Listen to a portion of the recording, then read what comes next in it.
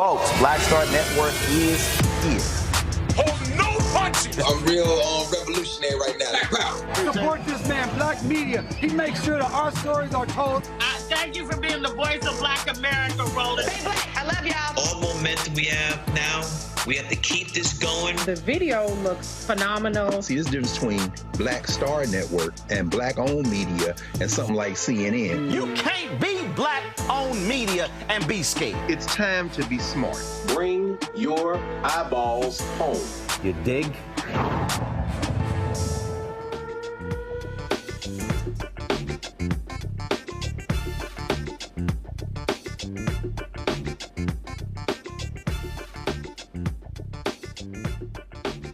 It's Thursday, September the 5th, 2024. I'm Greg Carr, sitting in for Roland tonight. And here's what's coming up on Roland Martin Unfiltered, streaming live on the Black Star Network. President Joe Biden unveils the recipients of $7.3 billion in clean energy funding for rural power co-ops. Former Congresswoman Liz Cheney endorses Vice President Kamala Harris and explains why it's vital to keep MAGA Republicans out of office. The president of Chicago's Joseph Business School will explain how Vice President Kamala Harris's plan for small businesses will help them create wealth in the community. Quite an ambitious plan, by the way. Look forward to that conversation. Haiti has extended its state of emergency as gangs continue to wreak havoc on the country. A former Haitian policy advisor will be here to explain why the transitional government doesn't seem to be working. Can't wait for that conversation as well. It's time to bring the funk on Roland Martin Unfiltered, streaming live on the Black Star Network. Let's go. He's got it. Whatever the biz, he's on it. Whatever it is, he's got the scoop, the fact, the find. And when it breaks, he's right on time and it's rolling. Best believe he's knowing. Putting it down from sports to news to politics. With entertainment just for kicks, he's rolling.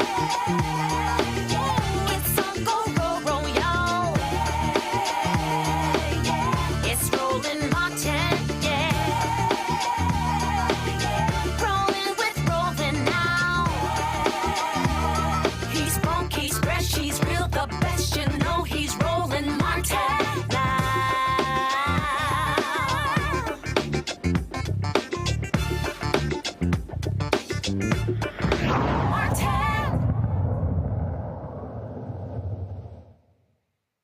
President Joe Biden was in Wisconsin today to announce $7.3 billion in spending for clean energy in rural areas throughout the United States. Biden explained how the first 16 rural electric cooperatives covering 23 states with about 5 million members will receive funding from the United States Department of Agriculture to help them transition to clean energy and distribute power to farms, families, and businesses. Here's some of what he had to say. In June of 2021, 5 months after I came to office, I went to nearby La Crosse, Wisconsin. It was the 65th anniversary of President Eisenhower signing the bill that created the interstate highway system. I talked about my vision to do something just as historic, to invest in infrastructure and clean energy and so much more in rural America, to invest in all America and all Americans, to propel us into the future, creating millions, and I mean millions of good-paying jobs, and positioning America to win the economic competition of the 21st century. And I'm back again today to begin a series of trips and events showing the progress we've made together by our Investing in America agenda, an agenda that has come to fruition over the last decade. Invest in America, invest in American workers. Here in Westby, you know, I'm proud to announce that my investments, through my investments, the most significant climate change law ever, and by the way, it is a $369 billion bill. It's called the, we should have named it what it was, but at any rate, the Department of Agriculture is able, from that legislation, to announce $7.3 billion in grants to 16 electrical co-ops nationwide to help rural communities transition to clean, affordable, reliable energy. It's the most significant transformative investment in electrification and clean energy for rural America since FDR's New Deal nearly 90 years ago. And that's not hype, that's a fact. And it includes Dairyland Power Cooperative that will receive $580 million to develop and purchase solar power, wind power, energy storage right here in Wisconsin and all across the Midwest. And here's why it's a game changer. Before the New Deal, private companies refused to provide affordable electricity to rural communities. As a result, 1 in 10 rural households, only 1 in 10, had electricity before FDR came to power. So farmers had to organize electric co-ops to distribute electricity to their families and their communities. With help from the New Deal, there are now more than 800 rural electric co-ops to provide electricity for 40 million Americans in 48 states. But key challenges, they've overcome them, but there's still, the co-ops are still nonprofits. They don't have the same resources that private utility companies have to modernize their energy infrastructure. And for decades, they couldn't access tax credits and make clean energy more affordable. That's why Kamala and I ensured that for the first time in American history, that these nonprofit co-ops can benefit from clean energy tax credits, just like for-profit utilities have for decades.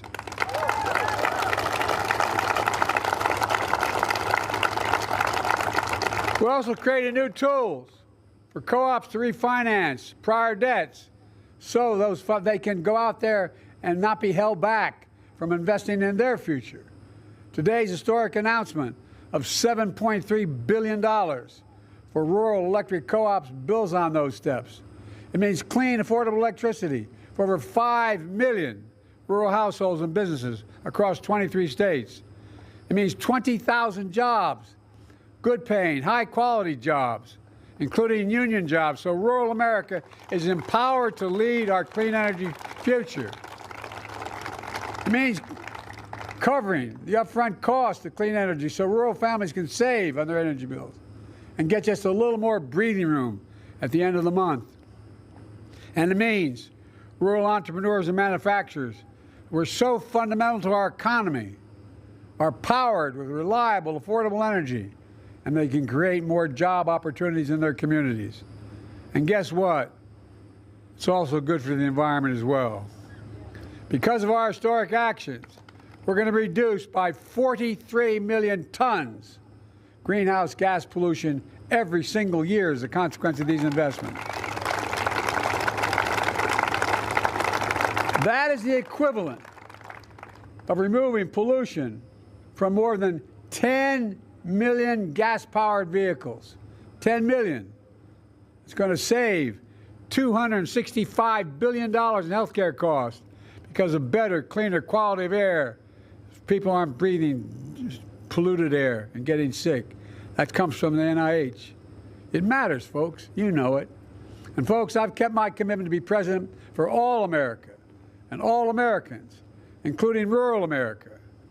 Your communities are the backbone, and that's not hype. You're the backbone of this country. You deserve the same resources as folks in our cities and our suburbs. And that's what today's announcement is all about. Generating rural power for rural America. But that's not all. Last year, I was next door with your good neighbor, Governor Walz of Minnesota. I think the guy's gone places, baby. I talked about we're making the most fundamental and significant investment ever in rural America, creating new and better markets, new income streams that are generators of rural Americas that can grow and thrive. For example, we're taking on big corporations, doing everything from increasing competition in the meat markets to boosting domestic fertilizer production. In fact, here in Wisconsin, that means $12 million to lower fertilizer costs for farmers across the state, which also creates jobs and grows new businesses. Here in Wisconsin, we also invested $47 million to lower energy costs, install renewable and energy-efficient technologies like solar panels behind me on farms and rural small businesses. Darren just shared how That's cut his family electricity bill in half. We're helping farmers and ranchers and entrepreneurs tackle the climate crisis. Climate-smart agriculture, such as cover crops, nutrient management, storing carbon in the soil. These practices reduce the greenhouse gas emissions and improve overall health of the soil and the water. They put us on a path to continuing to grow the food, the fuel, the fiber that will power our nation for decades to come. Through our bipartisan infrastructure law, it's a fancy way of saying that $366 billion for environment, most significant investment in America's infrastructure. And what the infrastructure bill, by the way, the bipartisan bill, that was $1.2 trillion. And guess what? We're still lowering the deficit. Anyway, the most significant investment in America since Eisenhower's interstate highway system. We've invested $4 billion so far in 350 projects to modernize Wisconsin transportation. Just in Wisconsin, that's been invested. Infrastructure, including 3 roundabouts on Route 14, US 14, and a new bridge on County Highway M. Folks, look, just like we're making the most significant investment in rural electrification as FDR, we're also making the most significant investment ever in affordable high-speed internet. Because affordable high-speed internet is just as essential today as electricity was a century ago. In order to be able to do business, and when things are shut down, the kid doesn't have to sit outside of McDonald's. And anyway, that's why we've invested $1.6 billion just in Wisconsin to connect everyone to affordable high-speed internet in Wisconsin.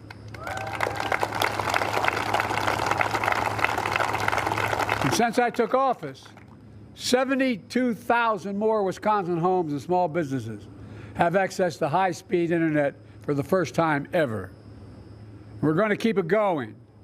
We've also invested $200 million to replace lead pipes across the state so a kid can drink clean water without worrying about brain damage, and changing their schools as well.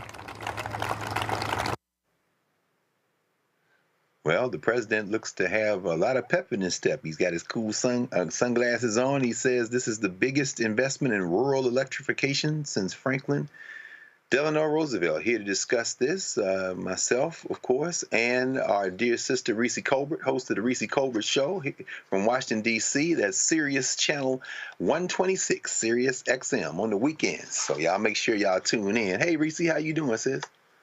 Hey, fellow Sirius XM host. Yes, indeed. Yes, indeed. We holding it down, trying to keep black media going. There we go. There we go. We're trying to do it. Yes, we are. So, well, I mean, Joe Biden is looks like he's in fighting form now, huh? Take that re-election campaign off him, and he's moving with a little pep in his step. What do you make of today's announcement, Reese? Well, Dr. Carr, you are grading on a curve today. But Am I grading on the curve? You are, but I will say thank you, Joe, for the clean energy and for stepping aside. Because if it was still that up against Trump, we would be up shit creek right now. But I do appreciate the substantive value of what he was saying. This is undeniably and unequivocally one of the most accomplished administrations in terms of advancing clean energy, in terms of advancing our investment in infrastructure and clean energy. This was something that President Obama certainly ran on, and he made strides, but they didn't really get very far in a lot of things. And obviously Trump is drill, baby, drill. And so I appreciate this for a number of reasons. Number one, when we have Trump-appointed judges who have basically gutted the Civil Rights Act enforcement of disparate treatment and evaluating that in how companies, for instance, set up shop in Black communities for waste, for their carcinogenic waste and for oil refineries and things of that nature, then we need to create an economy, as Vice President Kamala Harris would say, an opportunity economy that is more around clean energy and, weaning us off our reliance off of pollution, off of producing energy. And so I appreciate this. This is also, something that's good for rural communities. Black people are in rural communities as well. They're not just white folks in rural communities. And so this is undeniably a win. Now, I sometimes I do twitch a little bit seeing bipartisan law, because it was probably like, 2 or 3 bipartisan people on the infrastructure bill. I don't know. It could have been more people, but this is a Biden-Harris Democratic Congress infrastructure bill, and we're seeing the results, and very quickly, not 10 years from now, but immediately. So this is really, really great that he's still out there touting the accomplishments of the Biden-Harris administration. Absolutely. If you don't mind, spend a few minutes and help us walk through the politics and how this might even impact the campaign. Like you say, all this money going to rural America. And as you just said, the Inflation Reduction Act got no Republican votes. And by the time you combine that with the $7.3 billion today, they're talking about close to $30 billion of investment in rural America. A lot of those states that are going to benefit, including today, we see Wisconsin with this Dairyland Power Co-op. They're getting, let's say, $573 million. That's Wisconsin. You've got Pennsylvania, Minnesota. You've got Michigan in here, Nevada, Wisconsin, not to mention places like Florida and Ohio. If you're advising the Harris campaign, how could you make today's announcement perhaps work, not to spend too much time on it, but maybe to emphasize some of this stuff in some of these states that may be nudging towards swing or even toss up or close enough to maybe come in and steal? Well, I would say 2 words: electoral college. Wisconsin is a must-win state for this electoral college, and it's swinging in Vice President Kamala Harris's direction. And I think it's swinging towards the Democrats. There's, if I'm not mistaken, there's a key. Isn't Tammy Baldwin up? Isn't she Wisconsin? Okay, I think she's up for election as well this time. And so this is a key must-win state. And so I think what Democrats have gotten better, particularly since President Biden dropped out, bless his heart, is touting their accomplishments, or at least the times that they are touting their accomplishments, penetrating through the ecosystem that wants to have Donald Trump suck up all the oxygen. And so I think one of the strongest messages to your potential voters is specifics. One of the complaints against Vice President Kamala Harris right now on the trail is people don't know what her plans are. She's had a couple of specifics, but you have to get specific to really win over the undecideds. I don't think that you're going to get people off the couch off of platitudes. You're going to get them off the couch when you talk about the specific ways that they're going to benefit. And it's no doubt that this is going to bring manufacturing jobs, probably union jobs, which would probably be a criteria to not be part of the investment if we were talking about the Trump administration making this announcement. And so this means job. This means opportunity. This means that you're less likely to have to move because of tornadoes or because of 100-degree weather for 100 straight days like Arizona.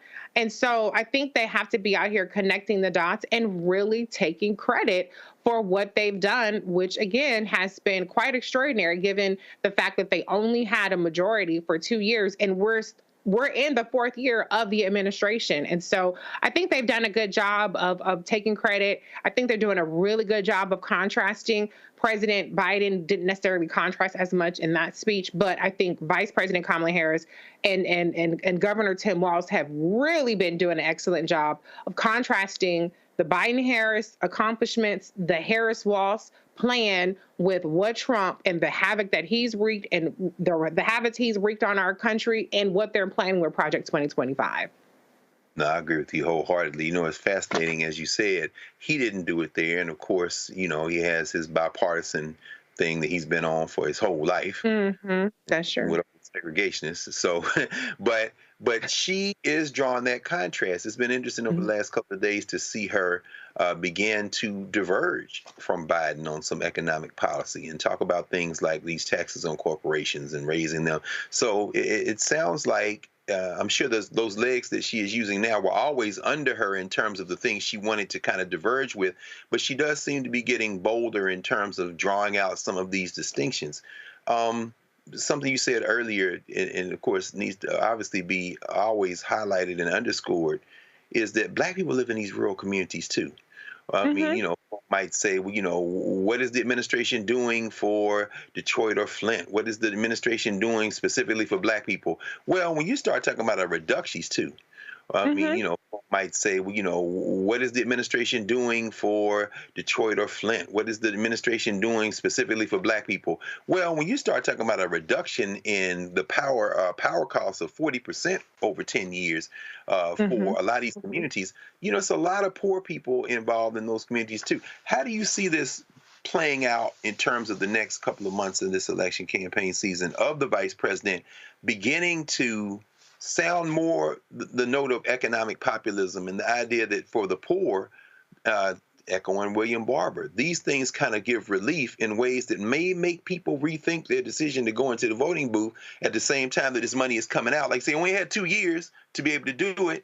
And now, she does seem to be really beginning to stress the idea of poor people really benefiting from policies that these Republicans really could care less about. You feel like she's getting more momentum in that kind of economic populism message? Well, absolutely. It's the economy, stupid, as James Carville. I don't want to care for him, but he was right on that. The reality is you have to convince people that you have a plan to lower the prices that they are experiencing right now. You can't argue with the $6 bag of chips. You can't argue with gas being whatever the price it is.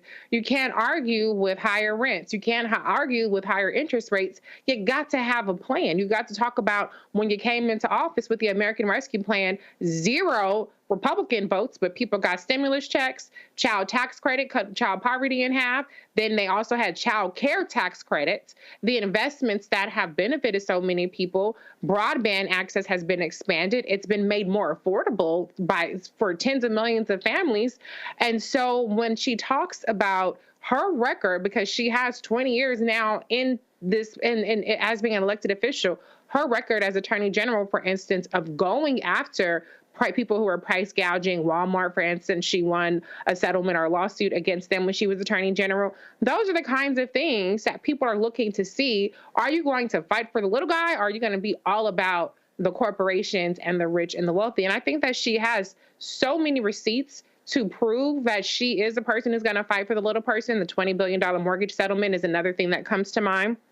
And people were losing their homes, foreclosure, what she did around Corinthian colleges and for-profit colleges that were preying on veterans and people of color.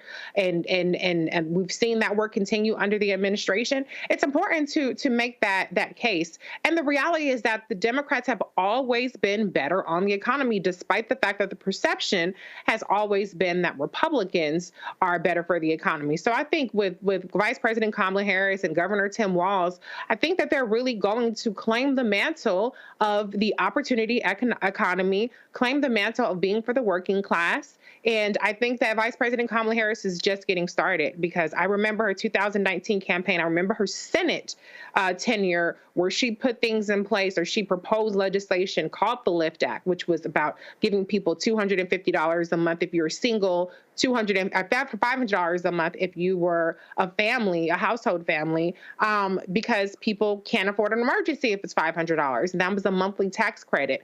And so we've seen some of her policies try to be Columbus by J.D. Vance and others, but the reality is she's been there, she's been singing this tune. And I think that to the extent that she returns to some of those messages, she's talking about $25,000 for first-time home buyers. She's talking about $50,000 tax write-off for starting new businesses.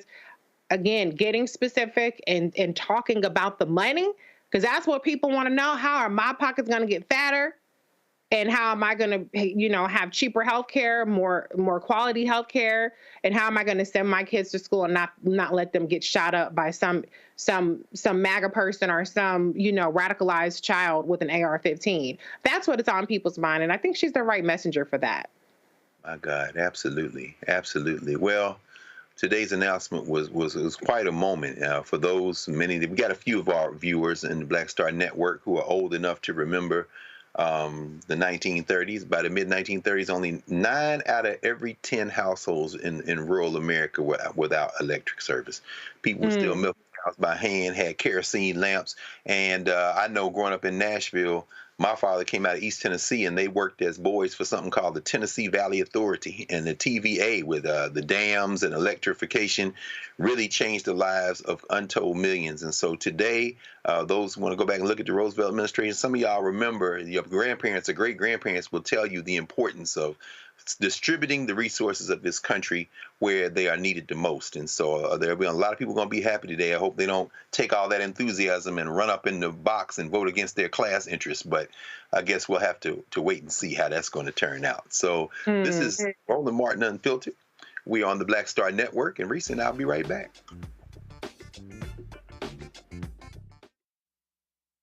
When you talk about blackness and what happens in black culture, we're about covering these things that matter to us, speaking to our issues and concerns. This is a genuine people-powered movement. There's a lot of stuff that we're not getting. You get it, and you spread the word. We wish to plead our own cause.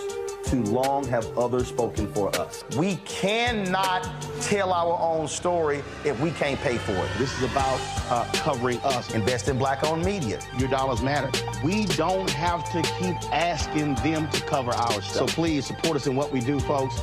We want to hit 2,000 people, $50 this month, raise $100,000. We're behind 100,000, so we want to hit that. Y'all money makes this possible. Checks and money orders go to P.O. Box 57196, Washington, D.C. 20036-0196. The Cash App is $RM Unfiltered. PayPal is R Martin Unfiltered. Venmo is RM Unfiltered. Zelle is Roland at RolandSMartin.com. Next on the Black Table with me, Greg Carr. There's a lot of talk about the inevitability of another civil war in this country.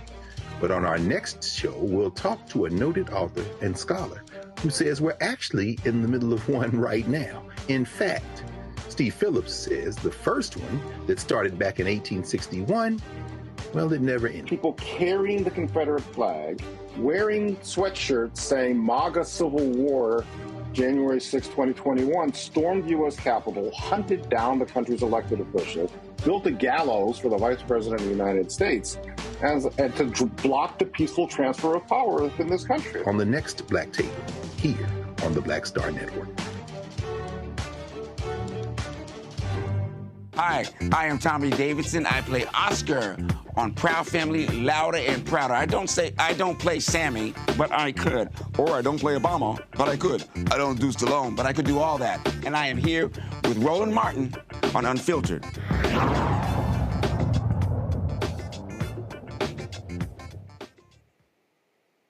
Welcome back to Roland Martin Unfiltered here on the Black Star Network. And everybody will be excited to know that we've got new sessions at the Black Table in the pipeline. So keep your eyes peeled. Everybody's been bothering Roland all over the country. When is more episodes of the Black Table coming out?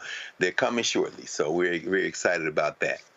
Earlier this week, Vice President Kamala Harris laid out her economic policies for helping small businesses and entrepreneurs. You heard Reese talking about some of that in the previous segment. The Joseph Business School of Illinois will take advantage of Harris's plan, which could help the school achieve its goal of assisting 100,000 entrepreneurs to achieve $1 million as their kind of foundation. Yeah, I didn't read that wrong. 100,000. Dr. Dolores Thomas, the president of the Joseph Business School, joins us to discuss their 5-year entrepreneur campaign. Dr. Thomas, welcome to the Black. I'm saying the Black Table. Welcome to Roland Martin Unfiltered. It's good to be here. Thank you for inviting me. Oh no, the pleasure is ours. Listen, the Joseph Business School has quite a history and is a story. I mean, a story. This premier Christian business school, and you say preparing kingdom-minded entrepreneurs. But this campus, this 33-acre campus in Forest Park, Illinois, the track record of great success, and just could you walk us a little bit through the history of the Joseph Business School and what this institution has not only meant to us, but what's in the plans for what it's going to mean to us going forward? Certainly. So it was started by a vision of Dr. Bill Winston, who's a pastor and a former Top Gun fighter pilot of the U.S. Air Force and had worked at IBM, got called into ministry and really wanted to provide something for the community that would close the wealth gap and eradicate generational poverty. And he asked my husband and I, who were members at the time, my husband had worked with him at IBM, to start this program. And so 25 years ago, we proposed to him a plan that, in fact, we told him it would take 2 years. He told us, God says, 2 months. And so 25 years ago, we submitted the plan to start this school that is, the namesake is Joseph from the Bible. And now we are fully accredited. We operate in 5 continents, and we have, over our last 25 years, been able to get 50 entrepreneurs to get to $1 million in revenue, plus some. And so now we're on a mission, after we have figured out exactly how to do this, on a mission that we believe that in the next 5 years, we can get 100,000 entrepreneurs to operate businesses at $1 million or more. And the reason for that is, although we have many Black and brown entrepreneurs who start and run their businesses, the average revenue is usually under $50,000. So if you could only imagine us building an economy where we can have entrepreneurs operating at $1 million, it's really a transformative effort, where now we are talking about job creators, not just soulpreneurs. Thank you, President Thomas. You know, I was looking at the website for the Joseph Business School Nigeria. I'm assuming that's one of your programs. Yes, that's one of our locations, yes. Ma'am. And you know, I was looking at the principles, the core values, and number 4 popped out to me immediately: think and go big. This is quite an ambitious undertaking. Could you talk more about how did y'all come with the number of 100,000? Well, you know, it creates $1 billion economy just on the face of it, not to mention how much they would create and create jobs and add to the GDP. But 100,000 entrepreneurs at $1 million create a $1 billion economy. And what Dr. Winston had said a long time ago, he wrote a book called The Billion Flow. And it really is a way of endeavoring to eradicate generational poverty, one entrepreneur at a time. But when we talk about think big, we recognize that within the Black and brown community, sometimes we're in jobs that are service jobs, right? Whether that's a hair salon. Well, you can't always get to $1 million with just doing hair in your kitchen or in a local store. So we tell them to think big, that if hair is your passion, let's scale that. You know, let's create multiple salons. Let's create hair products, right? If you're into baked goods, let's make it huge. And so what we recognize is that these passions are sometimes not developed to where they could be scalable, where they could create jobs for others. And so that's our motto, is to think big. And what we find is that most of our entrepreneurs are first-generational entrepreneurs, and they've never had someone before to kind of walk them through what it means to be an entrepreneur. And our job is to help them to recognize that with God, all things are possible. And yes, you can have a big job, and you can have a big company, and you can create opportunities for others. And so that is our motto. You've got to think big, because God only has big ideas. Absolutely. A couple more questions from me, and I'm going to ask Reese Colbert to join us in this conversation, if you don't mind, sure. President Thomas. Your faculty is drawn from everywhere, right? I mean, it's just fascinating to look at some of the areas of expertise they are in: investment bankers, financial analysts. Could you talk about the people when folks are coming to be trained by you and to be in community? What kind of folk will we be encountering as you sign up for this program? Yes, that's a very good question. So one of the things that we realize, we're not a typical school where you go to school, you're studying, you know, what happened with Walmart, what happened with, you know, Tesla, and then you graduate and you're trying to figure out, well, what do I do with what I learned? That's not how we approach our program. Every entrepreneur is working on their business, and their assignment is their business. So I say, instead of working in your business, let's work on your business. And in doing so, we partner with a number of our faculty members that have specific expertise. So when we're teaching accounting, it's going to be taught by a CPA. when we're talking about investments, it's going to be taught by someone who's a certified financial advisor. Or when we are talking about marketing, it's someone who has done marketing. And so our faculty is designed of those who are running their businesses successfully or are Fortune 500 executives. And so our focus is that whether you're working on construction, healthcare, energy, technology, whatever line of business that you're in, we're going to provide you with instructions from experts, whether that's an accountant, a lawyer, or a marketer. That's what we're going to provide as experts to help you with your business plan. Wow. Last question from me, and I'm going to ask Reese to join us in this conversation. In reading some of the materials and really kind of sitting with some of the conversations that you have had, some of the work you've already done, I couldn't help but linger over the story of a mother and son, Patricia Grant and Michael Reed. And I thought, man, this is fascinating. Could you tell us a little bit about two of these success stories of folk who've already come through JBS? Yes, absolutely. So she actually grew up in one of the toughest neighborhoods in Chicago called Cabrini Green. And if you know anything about Cabrini Green, you would know that this story is short of a miracle. But she signed up for our program and has been doing very, very well, to the point where she started to influence her children. And her son was so impressed with how her life had been transformed that he decided he wanted to also attend the program. And so he attended the school, and now they've gone from Cabrini Green to where Pat was raised to now the son owns and lives in a multi-million-dollar home and owns over 30 plus properties. And one of the things that makes that such a successful story for us is because we believe in multi-generational wealth, and also, like I mentioned, closing the wealth gap. We also have other entrepreneurs, where we have a gentleman who's an ex-offender, and he loves barbecue. He launched a barbecue shop. And he said, man, I was hustling and trying to make it to $1 million. And then I decided to go to the Joseph Business School, and he's been able to get his barbecue shop to produce over $1 million and is now hiring ex-offenders themselves. And so what we tell our entrepreneurs is that they're not starting businesses for their own benefit, but for transforming the community and transforming generations to come. And so there's so many stories, people who've been on public aid, who didn't even, they would tell them in school that they weren't good at math.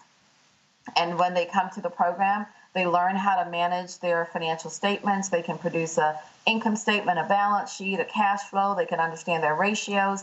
And they can really begin to not just guess about what it means to be in business, but truly command their financials, command their market, and they can grow and scale with great passion and with great agility.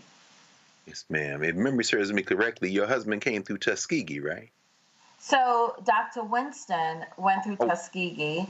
And so Dr. Winston, who is the visionary for this program, he's a pastor, and he teaches on the importance of us being the head and not the tail, above only, not beneath, that with God all things are possible. And actually the scripture in which the school was founded on is Isaiah 48:17. And it says, I'm the Lord thy God, thy Redeemer, the Holy One of Israel, that teacheth thee to profit and lead thee by the way that thou shouldest go.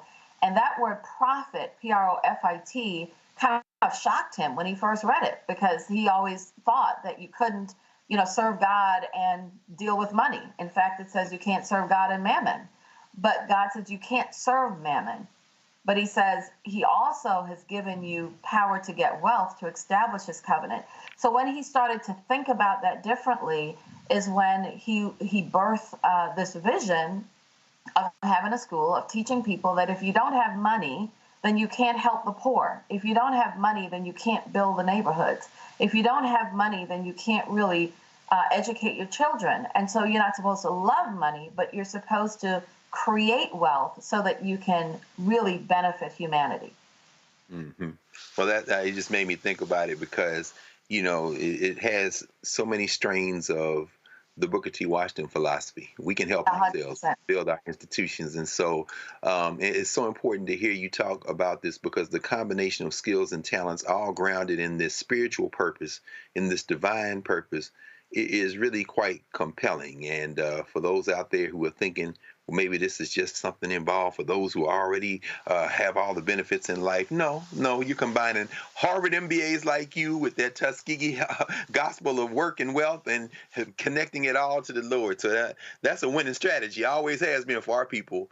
Always has been for our people. If you think about those major companies, they didn't have access to capital. All they had was their Bible. In fact, George Washington Carver was able to produce over 300 products from a peanut. All they had was their Bible after slavery. And our people, for whatever reason, we're kind of drifting away from that. But that is the competitive edge. That is the difference maker, is when people tell you can't, but the Bible says, no, I've called you to do great things. And for us to get back to that place, to be innovators, creators, and to be able to do what other people say we can't do, because God says we can. Absolutely. And each generation builds on the previous one, because if George Carver hadn't had that completely selfless approach, he could have been a millionaire, billionaire, but he kept inventing stuff and not patenting it. So this time you're not going to make that mistake. No, we're not making that mistake. No. No question. Let's bring in Reese Colbert. Reese, any questions or comments, conversation for Dr. Dolores Thomas, the president of the Joseph Business School? Yes, Dr. Thomas, thank you for being here. My question is, what's step one for anybody who wants to take advantage of this wonderful initiative? Awesome. So step one is for them to go and visit our website, which is jbs.edu, called josephbusinessschool.edu. And when they go on, they can either write us to ask us questions, or they can apply to be one of our students. We have several different programs. We have our 4-month program, and we also have a 6-week accelerator program. So the 4-month is, I have an idea, or I've been running my business and it's not working, and I really want to figure out what to do and how to grow. And we have a full ecosystem to support our entrepreneurs. We run a small business development center. We also run an international trade center, and we also run an Apex accelerator, where we have, over our last several years, since we've had the Apex accelerator, been able to help entrepreneurs with $2.1 billion in government contracts. That's why I'm excited about what Vice President Harris has just released, which is the policy around providing those funds to help entrepreneurs to have a much easier way of starting their businesses and scaling them. But yes, we do have that full ecosystem to help you from concept all the way to scaling and growing your business, and helping you to even do exports through international trade and government contracts with minority certifications and all of the above. Thank you. Yeah. Thank you, Reese. I tell you, Dr. Thomas, this is not only uplifting, it's quite instructive, and hopefully there'll be more applicants than you have room for, but then knowing the Joseph Business School, you'll just expand and get all those people too. So that's right. Yeah, this is wonderful. Thank you for joining us, Dr. Dolores Thomas, president of the Joseph Business School, and we'll be checking in because we're going to have updates as we move forward. Thank you for joining us here tonight on Roland Martin Unfiltered. Thank you so much for having us. Absolutely. Absolutely. Roland Martin Unfiltered will be right back here on the Black Star Network. Back after this. On the next Get Wealthy with me, Deborah Owens, America's Wealth Coach, I'm sure you've seen all those commercials about reverse mortgage and how easy it is to get more money in your pocket.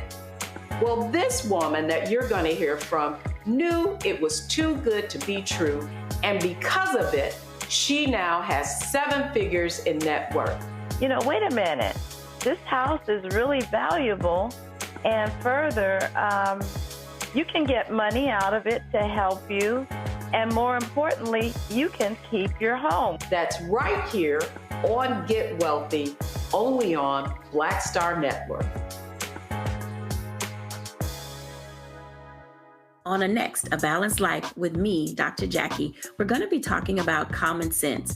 We think that people have it, know how to use it, but it is something that people often have to learn. The truth is, most of us are not born with it, and we need to teach common sense, embrace it, and give it to those who need it most, our kids.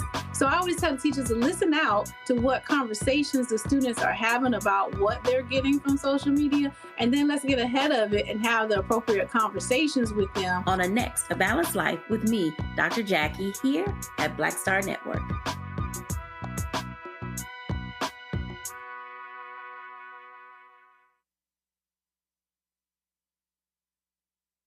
Hello, I'm Paula J. Parker. Truly proud on the Proud Family, Louder and Prouder on Disney+. And you're watching Roland Martin, Unfiltered.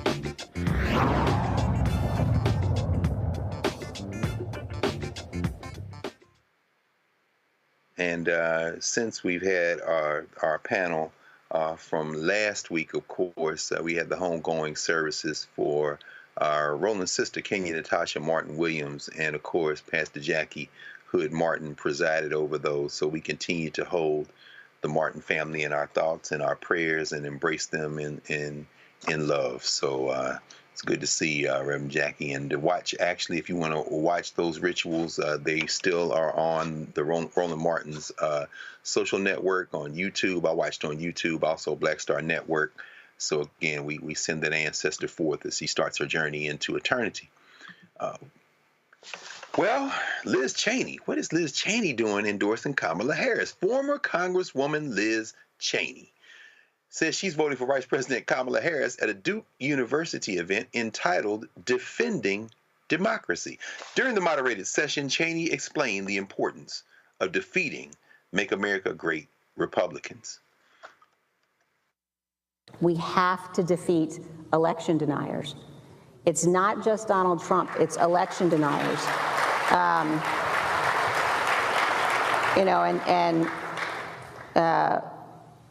Here in North Carolina, that means defeating the Republican candidate for governor. It means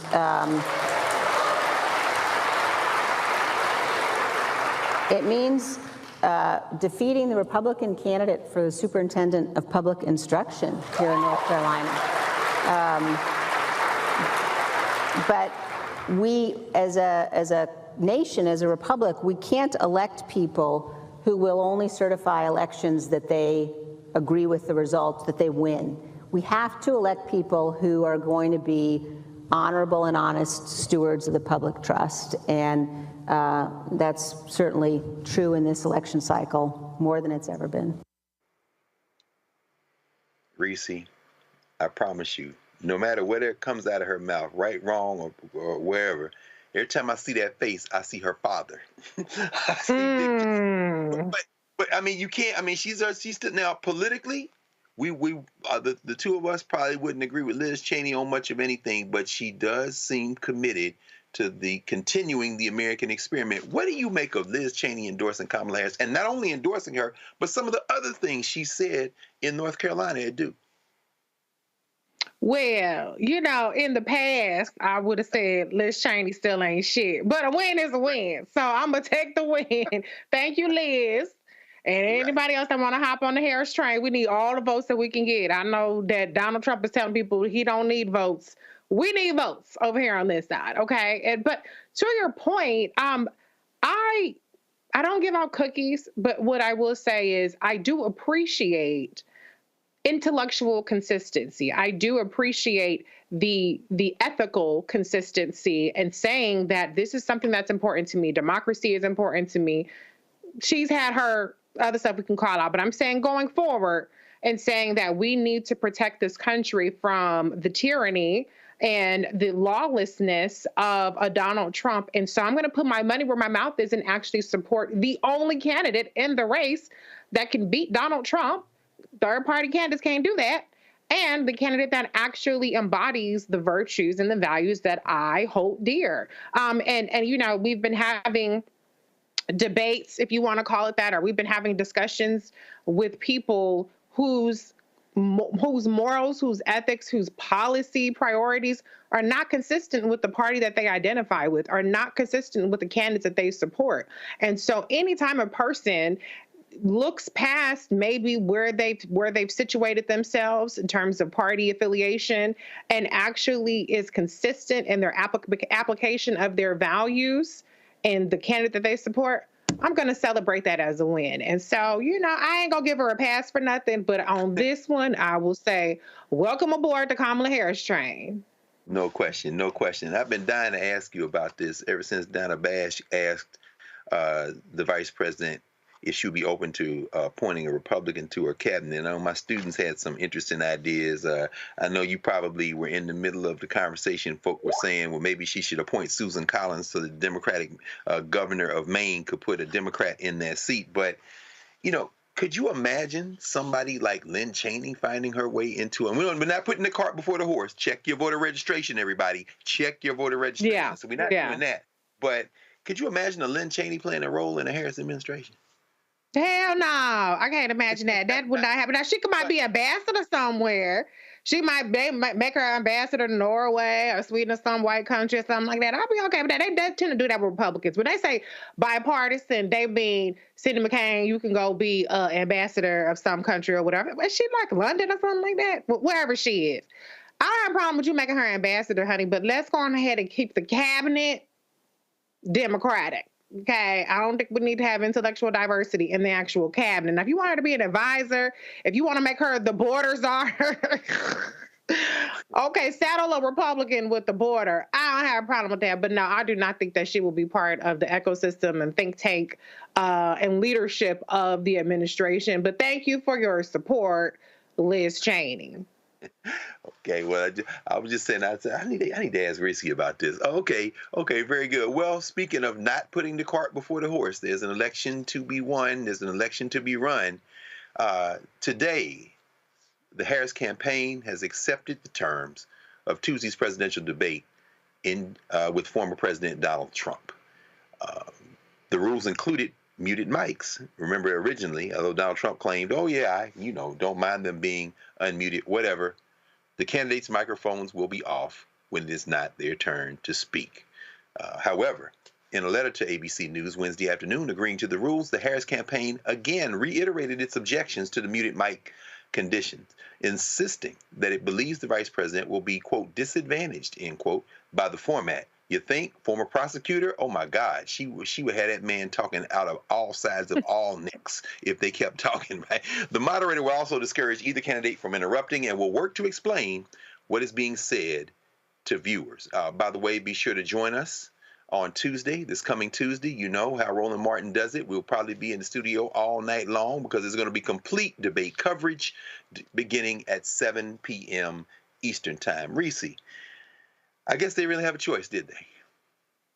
Yeah, I mean, Trump has no self-control. And so his team is trying to manage him as best as they can by turning off the microphone. It was something very interesting that President Biden said was that Donald Trump was hollering while he was speaking, and it was just throwing him off. We couldn't hear it in terms of the viewing audience, but he can hear it. And so I can definitely understand why Vice President Kamala Harris, knowing the experience that Biden had, would want the audience to understand just how unhinged and out of control Donald Trump is. And so I think the challenge for her, if I were her, I would be like, y'all can't hear this right now, but he's over here unhinged, screaming like a maniac while I'm trying to talk. She needs to tell him and say, I'm speaking. We love the I'm speaking part.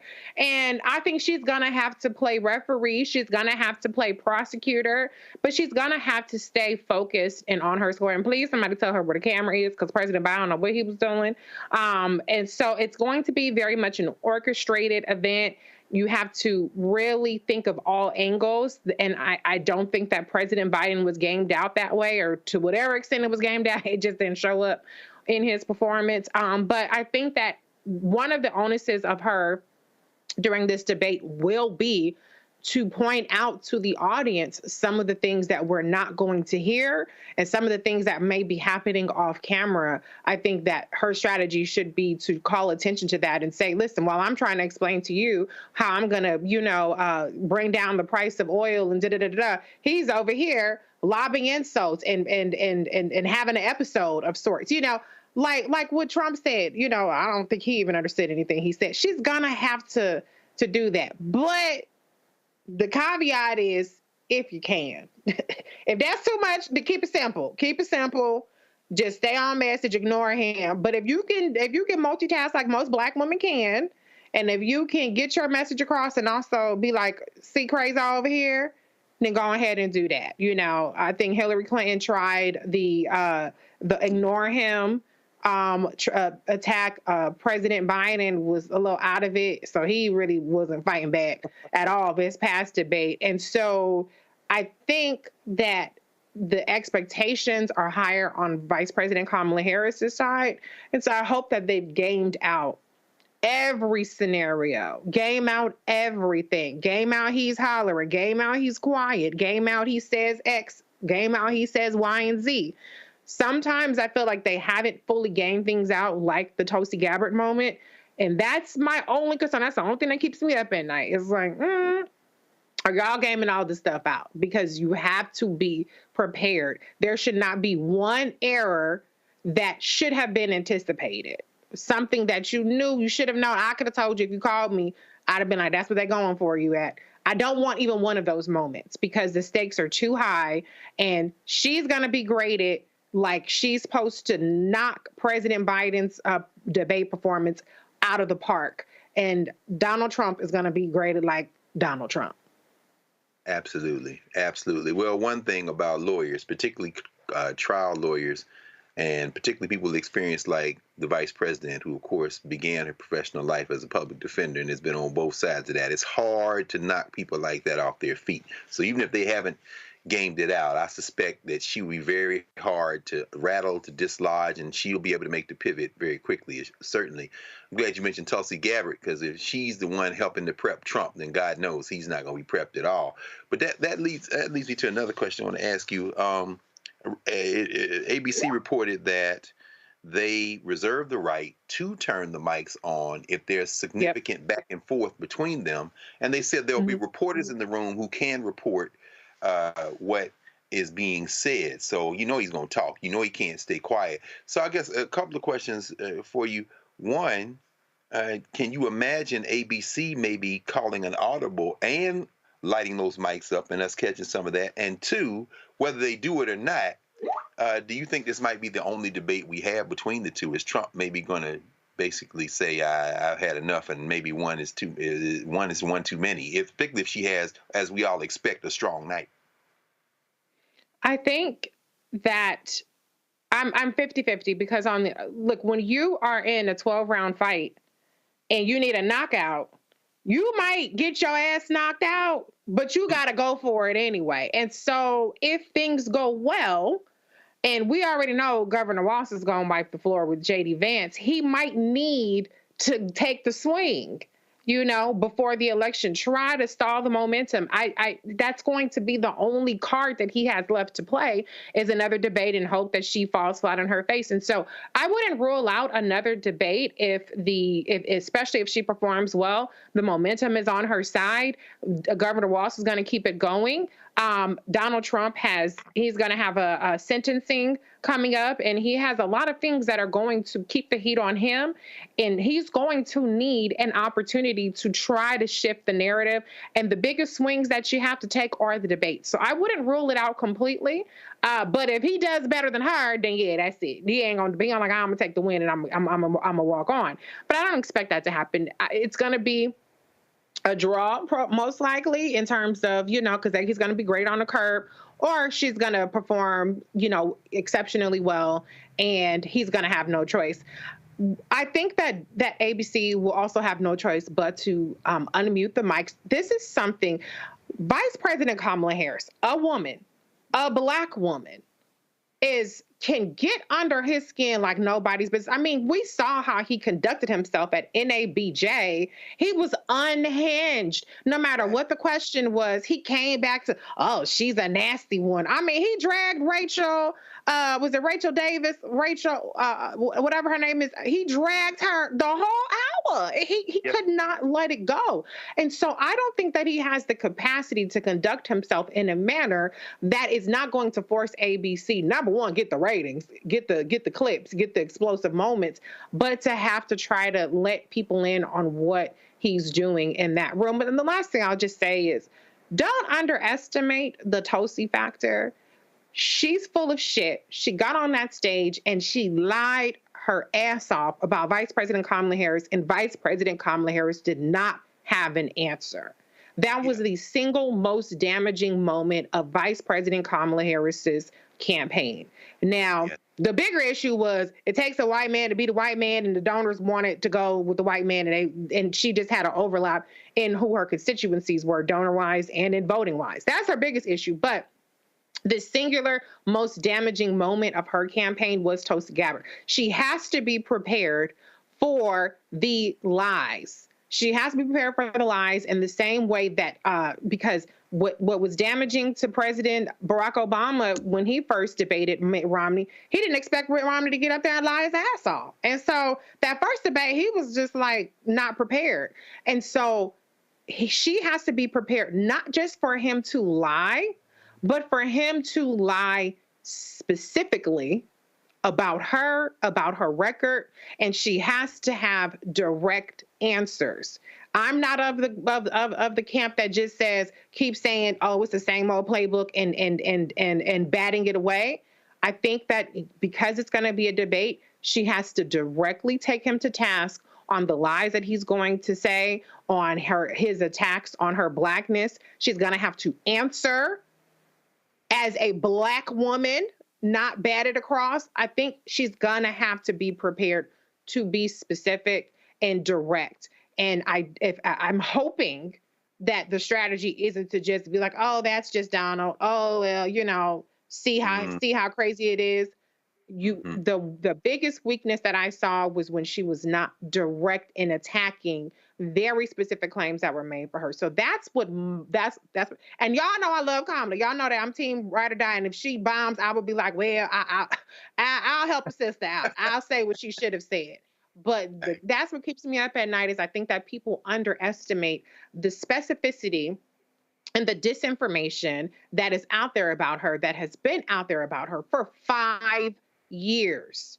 That's being regurgitated, that's backed up by selectively and deceptively edited clips and memes, and that a lot of people believe. It hasn't been enough to deny her the VP slot. It hasn't been enough to stall her momentum, but she cannot trip and not directly address specific lies about her. I'm not saying that she has to go point by point, but she has to be prepared to get specific, and she has to be prepared for the fact that he's going to be specific even in his lies.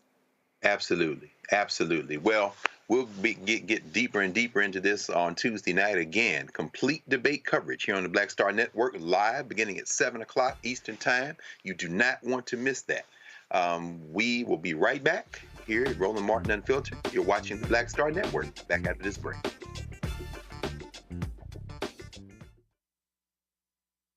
When you talk about blackness and what happens in Black culture, we're about covering these things that matter to us, speaking to our issues and concerns. This is a genuine people-powered movement. There's a lot of stuff that we're not getting. You get it, and you spread the word. We wish to plead our own cause. Too long have others spoken for us. We cannot tell our own story if we can't pay for it. This is about covering us. Invest in Black-owned media. Your dollars matter. We don't have to keep asking them to cover our stuff. So please support us in what we do, folks. We want to hit 2,000 people, $50 this month, raise $100,000. We're behind 100,000, so we want to hit that. Y'all money makes this possible. Check some money orders. Go to P.O. Box 57196, Washington, D.C. 20037-0196. The Cash App is $RM Unfiltered. PayPal is R Martin Unfiltered. Venmo is RM Unfiltered. Zelle is Roland at RolandSMartin.com. Next on the Black Table with me, Greg Carr. There's a lot of talk about the inevitability of another civil war in this country. But on our next show, we'll talk to a noted author and scholar who says we're actually in the middle of one right now. In fact, Steve Phillips says the first one that started back in 1861, well, it never ended. People carrying the Confederate flag, wearing sweatshirts saying MAGA Civil War, January 6, 2021, stormed the U.S. Capitol, hunted down the country's elected officials, built a gallows for the Vice President of the United States, and to block the peaceful transfer of power within this country. On the next Black Table, here on the Black Star Network. Carl Payne pretending to be Roland Martin. Holla! You ain't got to wear black and gold every damn place, okay? Ooh, I'm an alpha, yay. All right, you're 58 years old. It's over. And you are now watching Roland Martin Unfiltered. Uncut, unplugged, and undamn believable.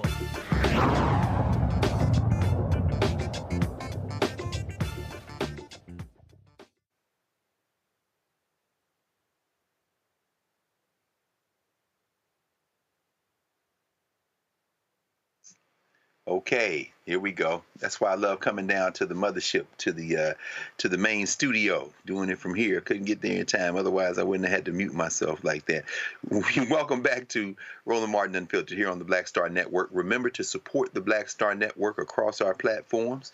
It is because of you that we have this platform, we have this network. So there you see all the important information, whether you're watching on iPhone, Android, or Apple Plus TV or Roku. If you're going through any of the other ways, we're over the top. We're on all digital platforms. So make sure you support Roland Martin Unfiltered. Let's turn our attention in the world to the first independent republic controlled by African people in the Western Hemisphere, and that, of course, would be the nation of Haiti. In Haiti, there's an extended state of emergency. The world anticipated some stability would come to Haiti, at least a lot of people in the world did, after governmental infrastructure was put in place, some form of stability. However, the Haitian authorities have continued and have expanded, in fact, to the whole nation, a state of emergency, as the government battles the armed militias that have taken control of large parts of the capital and are attempting to move into other regions.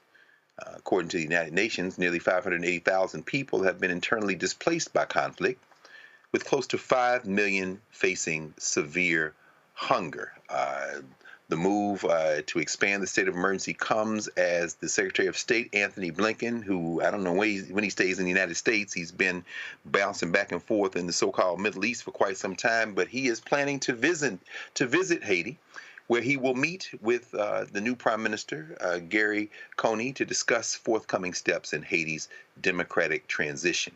We are very happy to be joined here at Roland Martin Unfiltered on the Black Star Network by Johanna LeBlanc, a partner at the Adumi Advisory Group, who has served as a foreign policy advisor to the Haitian government and recently served as a senior staffer on Capitol Hill. She worked, among other things, on Haitian matters. She joins us now to give us an update on the world's first independent Black republic and what's going on right now. Thank you so much for joining us, Sister Joanna. Could you give us a sense of what's going on in Haiti and through your lens, what needs to happen? Dr. Carr, thank you so much for having me on. I'm happy to see that the Haitian government is taking the right steps, announcing a nationwide emergency. The reality is that the country has been in a state of emergency since the assassination of Jovenel Moïse, which occurred in 2022. More than 500 people have been displaced due to gang violence in the country. Countless people are homeless as a result. And we're talking about a country that never fully recovered from the earthquake that happened in 2010, where more than 300,000 people lost their lives. Fast forward 2024, we are dealing with 4 crises simultaneously.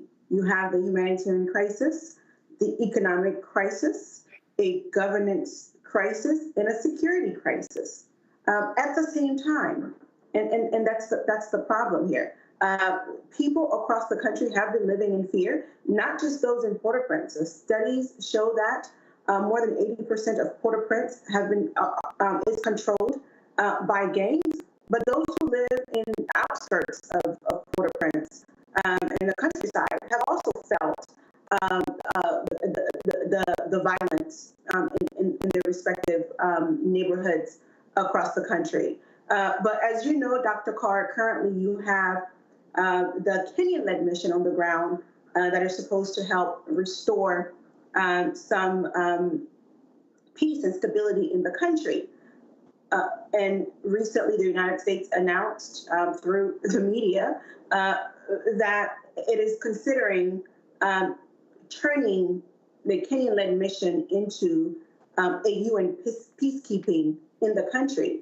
And I think that's a mistake. I think that what needs to happen is that Kenya has been on the ground now for almost 2 months.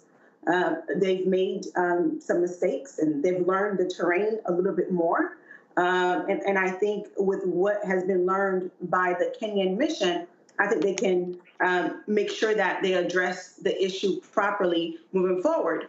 But for the U.S. to go through the UN to establish a UN peacekeeping in Haiti, I think that, first of all, I don't think it's going to happen because the UN is very bureaucratic, as we know, with the member states having the veto power, with China and Russia being two of those members of the UN Security Council, are not going to allow the United States the opportunity to have this mandate pass through. I mean, it was hard enough to get the Kenyan-led resolution through, but to get a UN mission through UN, it's very unlikely. So what I think should happen instead is Kenya should ask for an extension, should extend its mandate, and Kenya should be provided with additional resources. As we know, the mission as it is right now is very underfunded.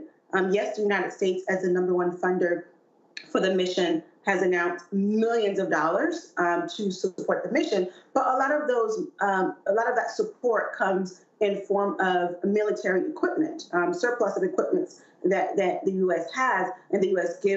provides them to the Kenyan-led mission and the police force in Haiti, but not necessarily providing actual dollars for the mission. And I think there also needs to be more support from the partners, because this is a Kenyan-led mission, which means that there are other partners, there are other countries that have agreed to be a part of this, to participate. And I think it's time for everyone to step up and provide the necessary support that the mission needs in order for it to be successful and for the country to restore some level of security. You know, I'm glad you're raising this, and I know that your group, Adomi, has a global African kind of team. So you've got your eye on a lot of places in the world. As you said, the UN, obviously, between bureaucracy and all the political interests that are swirling around the UN, can move slow. And given your expertise and vast experience working not only as a policymaker, but as an observer and kind of like on the ground as well, grappling with the challenges facing Haiti, do you see some similarities in previous moments? I mean, the idea of a black-facing group of black-facing group. We know that there are protests in the streets in Kenya around the Kenyan economy and what Ruto is or isn't doing over there, and the idea of sending peacekeepers somewhere else hasn't played quite nicely with a lot of people in Kenya. Saw what Mia Amour Motley in Barbados had to say about participating, but participating in a very specific kind of limited way in a kind of Pan-Africanist move. Any thoughts on how the Black world community, I know CARICOM was involved and they had those early meetings earlier this year kind of leading to, how should we be thinking about how Black folk, particularly those in countries in Africa and the Caribbean, as the UN is kind of used as a point of entry, as it has been used before in Haiti by powers like the United States and Canada and France. How should these African nations and nations run by Black folk be approaching this intervention to help the Haitian people? I think this is a great question, Dr. Carr. First and foremost, as it relates to a UN peacekeeping, there's been one in Haiti before, and it failed. It failed miserably. In fact, under the last UN peacekeeping in the country, there are allegations of the UN bringing cholera into the country, which led to the death of thousands of Haitians in the country and led to countless Haitians being sick. And even though at some point the UN did admit to being responsible for bringing cholera into the country, but up until this date, not one person has been compensated, right? Can you imagine this happening in the United States, where the UN brought cholera to U.S. shores and American citizens were injured and died as a result? There would have been some form of compensation. But the reality is that, unfortunately, Black bodies all over the world are not as important as other white bodies, in particular as white bodies. And of course, Haiti being the nation that it is, a country because of its history of gaining its independence. It's the first Black independent country in the world. And that means something. And I will say Haiti's international partners has, to a certain extent, failed Haiti. So has leaders who have been elected or selected by the people have also let the Haitian people down. So UN peacekeeping has not worked in Haiti before. Right, and in addition to the cholera, there are also accusations of peacekeepers raping young women and having children with women in Haiti who are now left fatherless. These are reports that are very well established. So there's a lot of skepticism when it comes to a UN peacekeeping into the country. To go back to your country, to go back to your question, in spite of all of these different challenges, I think nonetheless, it's an opportunity for Black countries to come together and help solve a very historical problem. And I think that the African Union should be somewhat involved in this. It should not be limited to just Kenya and Benin. And I believe a few other African countries said that they would support. And obviously countries across the Caribbean. And African Americans here in this country also have a stake in this, and everybody in this country has a stake in this, because with the Kenyan-led mission to Haiti, it is funded by U.S. dollars, right? U.S. tax dollars. And you have an obligation, the U.S. government has an obligation to tell you how are your dollars being used, and if they're being used effectively. And if they are not, there needs to be, somebody needs to be held accountable. But I think it's a great opportunity for Black countries to come together and to help solve a very historical problem. And more specifically, I think that in spite of all of the challenges President Ruto is dealing with home, even before his state visit to the United States, he signed up to lead this mission. And I think it's quite honorable, and I think that it shows the spirit of Pan-Africanism, and I think it shows the spirit of unity. And I refuse to lose hope, Carr.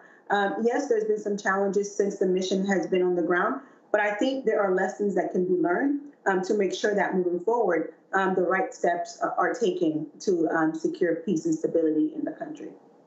No, and I absolutely agree with you. It's a Hobson's choice. There's no great choice either way, but we have an obligation as Africans to get involved in this situation. I'm just concerned with the interests that work at cross interests against African people, including against Haiti. And and think about the very powerful interest in the country that and external interests that continue to collude against the Haitian people. I'm always concerned whether it be the core group or whether it be, individual countries that have very clear material interests in the island and could give less of a damn about the people. In that regard, you said, of course, now that there's a nationwide state of emergency, that it isn't just Port-au-Prince anymore, huh? It's in the surrounding areas. How has this? Are there elements of the Haitian economy that have remained relatively unscathed or untouched? And if so, what are they? And how are they kind of weathering this storm as the reportage comes out would make people think that nothing is working on the island? Well, Carr, the unfortunate reality is that every sector in the country currently is red. no sector left untouched as a result of the gang violence in the country.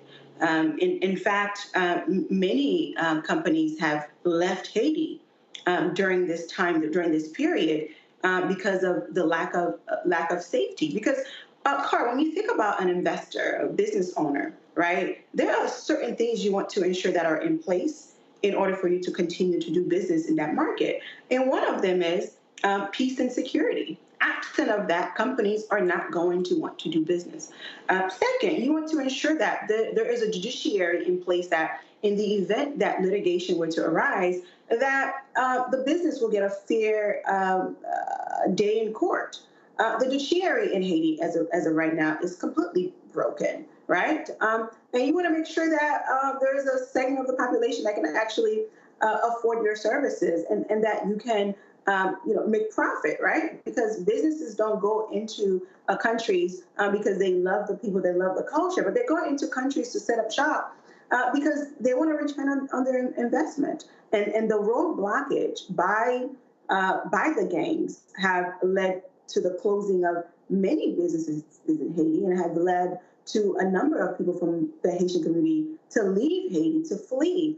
And when you talk about the issue of migration at the U.S.-Mexico border, you've seen an uptick number of Haitian nationals at the U.S.-Mexico border who are looking for safety, who are trying to seek asylum, which they are entitled to under international law, as a result of the not just the economic crisis, right, because they would not be eligible under an economic crisis, but the insecurity, the inability to live in a peaceful community, in the political persecution that comes with at times. So one of the reasons why the gangs have been very successful in Haiti, Dr. Carr, is because more than 60% of the Haitian population is unemployed. So they're able to recruit young people to be a part of the gang. When you don't have access to some of your most basic necessities and you have a group that comes on board and say, hey, I will provide you with food and shelter, it makes it a little bit easier for that group to recruit and retain so what you will call talents, right? So if you are going to address the challenges in Haiti currently, you also have to look at not just the insecurity, asking gang members to drop their guns down and bringing the Kenyan-led mission into the country and providing more support to the Haitian National Police and the Haitian military, but there has to be economic opportunities for the people, right? If you want them to drop their guns, you have to replace it with either school or employment. That's simple. And that's why Haiti's crisis is so complicated in a way, because it's not one issue that we're dealing with. We're dealing with 4 crises simultaneously that must be addressed simultaneously in order to achieve peace and security on the island. Absolutely. Can you stay with us for another segment after the break, Sister LeBlanc? Absolutely, Professor Carr. Okay, very good. Very happy to do that. We're going to continue this conversation with Joanna LeBlanc, partner at the Adomi Advisory Group, about this very important issue facing the Black world and the global community as well. Of course, the crisis in Haiti. Here on the Black Star Network, we're watching Roland Martin Unfiltered. We'll be right back. When you talk about blackness and what happens in Black culture, we're about covering these things that matter to us, speaking to our issues and concerns. This is a genuine people-powered movement. There's a lot of stuff that we're not getting. You get it, and you spread the word. We wish to plead our own cause. Too long have others spoken for us. We cannot tell our own story if we can't pay for it. This is about covering us. Invest in Black-owned media. Your dollars matter. We don't have to keep asking them to cover our stuff. So please support us in what we do, folks. We want to hit 2,000 people, $50 this month, raise $100,000. We're behind 100,000, so we want to hit that. Y'all money makes this possible. Checks and money orders go to P.O. Box 57196, Washington, D.C. 20037-0196. The Cash App is $RM Unfiltered. PayPal is R Martin Unfiltered. Venmo is RM Unfiltered. Zelle is Roland at RolandSMartin.com. Hi, I'm Jo Marie Payton, voice of Sugar Mama on Disney's Louder and Prouder, Disney Plus. And I'm with Roland Martin on Unfiltered.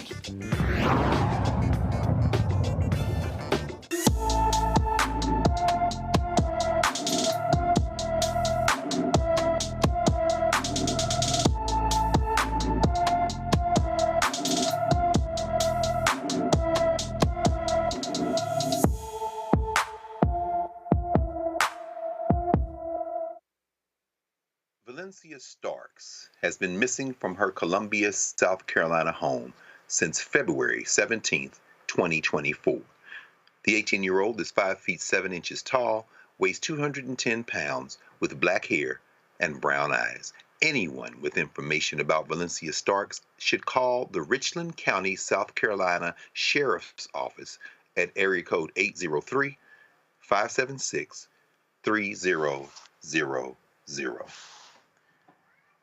We're going to return now to our conversation, and we'll bring Reese. We'll bring you in a second. I just want to ask another question, and appreciate you, Sister LeBlanc, Joanna LeBlanc, who is a partner at the Adomi Advisory Group, who is really helping us work through what's going on in Haiti right now and what needs to happen. There are a lot of folks out there, and I would probably be closely aligned to you as far as on this. To them, on this is probably no surprise. That would say that these foreign interventions just continue a pattern of meddling in the affairs of Haiti and not allowing the Haitian people to work out their challenges on their own. And we can go back to the beginning when the United States wouldn't recognize Haiti, and then France hangs them with a reparation bill that they pay off for decades, and then of course the serial invasions, and then of course taking out Jean-Paul Aristide and everything prior to, of course, the earthquake and that they haven't ever recovered from. Question: How do they emerge to begin to rebuild a government they elected? Because there are a number of people that would say that the current government is just completely illegitimate, and that anybody coming in there to try to restore quote-unquote order is doing it not on the invitation of a legitimate government, but an appointed group, many of whom are expats or don't really live in the country, but who are under the thumb of some of these powers, whether it be the core group or the United States or France or Canada. But setting all that aside momentarily, if we can, how do you anticipate, or how can you imagine the Haitian people finally getting in a position to begin to elect their own leaders and not have anybody imposed from without, regardless of their intent? Yeah, I think that's a very, very good question that you just posed. But what I think is important to note is that at the end of the day, the state of Haiti is a sovereign nation, right? Haiti's international partners may have ideas on how to address some of the crises impacting the country. But at the end of the day, the government has to allow it, right? And as you noted, the current government that exists in the country is not one that was elected by the people, right? It is one that was appointed through a process that CARICOM played a role in. You have the Presidential Council, which is comprised of 9 individuals. Pretty much the country has 9 presidents, right? 2 of them do not have voting powers. And most recently, that Presidential Council has been hit with corruption scandals, right? So that's the reality. And then you have Prime Minister Conil, who was also selected to lead the country. So his bosses really are the presidents of the country, the 9 members of the council. And I'm not sure if you've been following this, Dr. Carr, but the prime minister and the presidential council don't see eye to eye on many issues. There's not a great deal of communication between the two. And the reality is that the prime minister has very little control over the country. So that's the kind of climate that we're dealing with. But at the same time, you have crises that have to be dealt with in order for the people of Haiti to thrive. So how do you do that, right? One of the reasons why the mission was approved was that so that they can a country can achieve some level of peace and security to organize free, fair, transparent, and inclusive elections. So the goal is that the current government that is in place will support with the Kenyan-led mission, restore peace and order, and organize free, fair, transparent, and inclusive elections next year, November 2025, and by February 7th of 2026, there would be a new president. There will be a president, there will be a prime minister, and there will be elected officials in the country. Because right now, not one person in the country is elected, not one person. All of their mandates expired years ago. They had not been able to organize elections because of the insecurity crisis and because of lack of consensus between various political groups. So that's where we are. But in the midst of all of this political challenge that the country is being faced with, you have children, you have women, you have the most vulnerable who still don't have access to some of their most basic necessities, right? And as a result, they're taking dangerous routes to come to the U.S.-Mexico border, seeking safety and better opportunities. And the country has also dealt with a great deal of brain drain. Folks, fleeing to Chile, Brazil, you name it. And then the Biden administration put in place the humanitarian parole program. So everyone who could be eligible essentially left the country and came to the United States. So there is very little talent left in the country. So as we're discussing the rebuilding of Haiti, who's going to be left to help rebuild the country if all of the talents have left? Absolutely. No, and thank you for, being very pragmatic about this. You can be idealistic about it, but at the end of the day, there are people dying. There are people completely in harm's way, and nobody leaves their home unless they just don't feel like they have anything else to lose. And so we greatly appreciate that. Let me bring Reese in. We should have brought her in a little earlier. Sis, I'm sorry about that, Reese, but this is such education we're getting tonight. Do you mind, please, any questions, comments, conversation for our sister Joanna LeBlanc? Well, I'm more of a student in this conversation than a person who can contribute much. But I am curious about your take. One of the things that I specialize in is combating disinformation and sounding the alarm about how misinformation is impacting our community.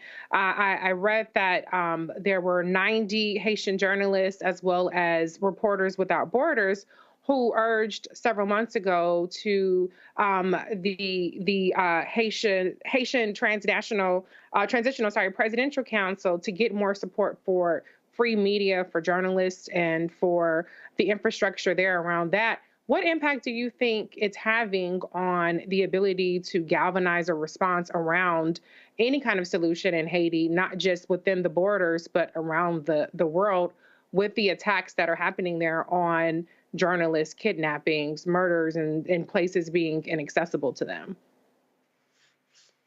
Because of the severity of the crisis, every sector within the country have been impacted, including journalists, right? But journalists play a pivotal role in getting accurate information to the rest of the world, right? So they need to be able to access information freely, right?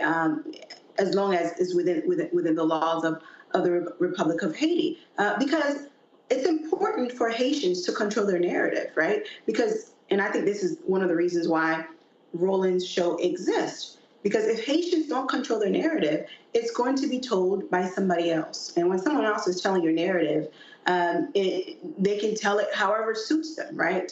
So it is important not only for journalists to have access to information so that they can do their work and not be persecuted by different gang groups in the country, but it's even more important to ensure that there's accuracy in the information that is being shared with the public. For example, Jacqueline Charles is one of the leading voices when it comes to Haitian affairs here in the United States. She's with the Miami Herald, does an incredible job at profiling and making sure that the American public is really aware and understand of what's happening on the ground. But based on my personal experience, and I worked for the Haitian government one time in my career. And I can tell you, while there are many challenges, at least at the time I worked for the Haitian government, I think the government was very lax in terms of providing, this was obviously under the Jovenel Moïse administration, but making sure that journalists had access to information so that they can do their job. Perhaps it has changed under this new government because of how dire the insecurity crisis is. But previous government under Jovenel Moïse, I will say that they had a lot of issues, but in terms of not providing access to journalists, that certainly was not one of them under the Jovenel Moïse administration. Mm-hmm. Mm-hmm. Well, thank you, Reese. You have no question or? Oh, that's it. That's all I got. Okay. No, we've been getting quite the tutorial. We're all students in this conversation. I tell you. One more thing, if you don't mind, wondering about what you think about the role of Brazil. Why Lula hasn't been as vocal, perhaps, as we might have wanted him to be. I mean, particularly given that the world is much more multipolar now. Brazil is a big player in the hemisphere.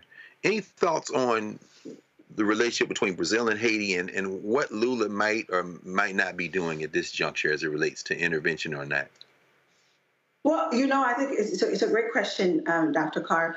In fact, when the proposal was out there initially for Kenya to lead this mission, many of us in the sector were asking ourselves, why not Brazil? Brazil has a very strong military and has done a great work, not just in Brazil, but across the region. But we know with these types of arrangements, sometimes what seems to be the obvious is not always the position that governments take. Governments enter into agreements for different reasons. Sometimes those reasons are classified. We will never find out. But certainly beyond Brazil, the first countries that we thought that could support with this insecurity crisis would be, why not start regional, right? It would have been cheaper, right? A lot more cost effective for American taxpayers. That's just the reality. But instead, this is where we are. We have a Kenyan-led mission. And the U.S. alluded recently that it intends on turning it into a peacekeeping mission, and which I think is not a good idea. I think it would be a mistake. I think instead Kenya should ask for an extension, and Kenya could really do some good in addressing the crisis. And beyond that, I think it would, in a sense, elevate Kenya's diplomatically and show the rest of the world that Kenya indeed has the ability and has the tools and the capabilities to help address insecurity crisis, not just in East Africa, but in a foreign land where many of these officers don't even speak the language, which is Haitian Creole and French, and the Kenyan police officers, they speak primarily Swahili. So I think while there are significant challenges, but there are also significant opportunities for Kenya to step up and for other nations to step up and provide the support that is needed with the Haitian National Police and the Haitian military. Because at some point, Dr. Carr, the Kenyan-led mission will leave. If others join, they will leave at some point. But the Haitian National Police will stay and the Haitian military will stay. So they need to be provided with the proper training, with the proper additional training, rather, with the resources and with the tools, with the weapons, so that they can continue to fight these gangs. As you know, and I think you mentioned that earlier, some of these gangs have more sophisticated weapons than members of the Haitian National Police.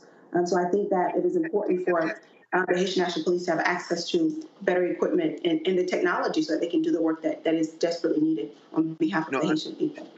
No, I agree, and I didn't want to rip you out. In fact, you said that, and I wanted to ask you that too. Where are they getting these guns? Well, Dr. Carr, what's the boy that they trained in Columbus, Georgia, that was bringing the guns over from the DR? What's his name?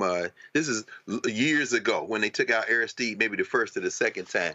But Guy Philippe, was it Guy Philippe that was coming from? But I'm saying, where are these guns coming from, Joy? And how do we stop the flow of guns to these young boys got these guns? So there's very good record of this by the Department of Homeland Security that many of these guns are coming from South Florida, Georgia, and Texas. What's happening is that when folks ship cargoes to the country, they stuff them with guns. And because of lack of inspection on the U.S. government side and on the Haitian side, they're able to get into the country. Those who are financing the gangs then distribute those guns to various gangs. And Dr. Carr, just a few days ago, the United States sanctioned the former president of Haiti, Michel Martelly, for its role in money laundering and also financing some of these gangs. And the U.S. government also recently sanctioned the former prime minister of Haiti, Laurent Lamotte, for also financing some of these gangs. So you have members of the Haitian government that have played a role in the financing of these gangs in the country and also the destabilization of the country. But I think on the U.S. side, I think the United States has the technology. The United States has the resources. And I think if the United States is truly committed, and if there's a political will, we can see less guns going into the country. Now, I'm not saying that we will stop the illicit flow of weapons 100%, because here in this country, we have a gun problem that we're not even able to solve domestically, right? But I think there are some efforts that if the United States government take, we can minimize the number of guns that are going into Haiti and ending up in the hands of young people who are causing chaos in the country.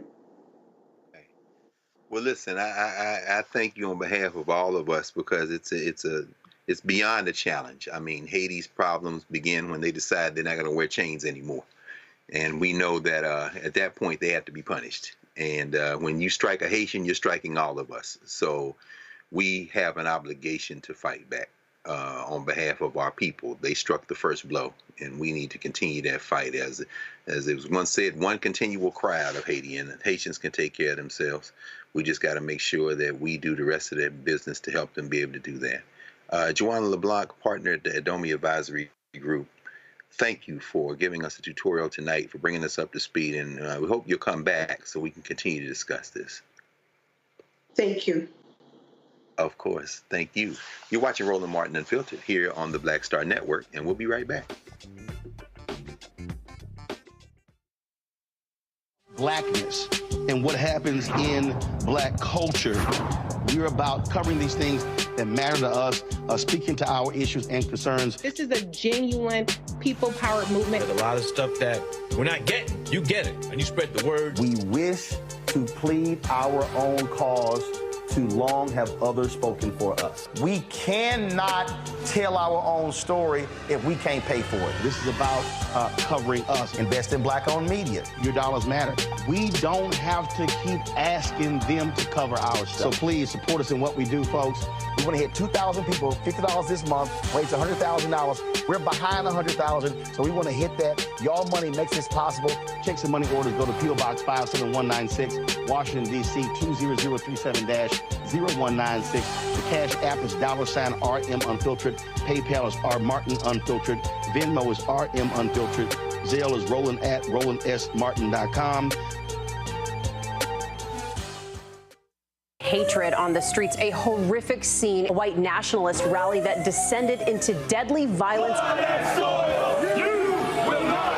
White people are losing their damn minds. As an angry pro-Trump mob storms the U.S. Capitol, we've seen shooting. We're about to see the rise of what I call white minority resistance.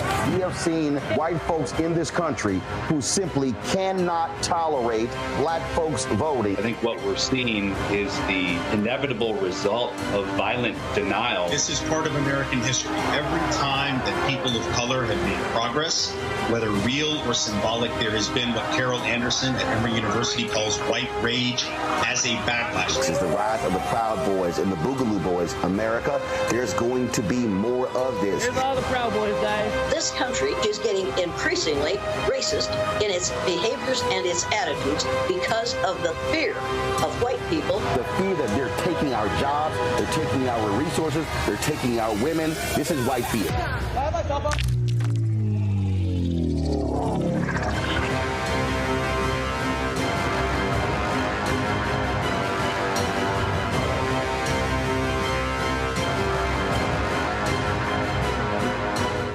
Hi, my name is Freddie.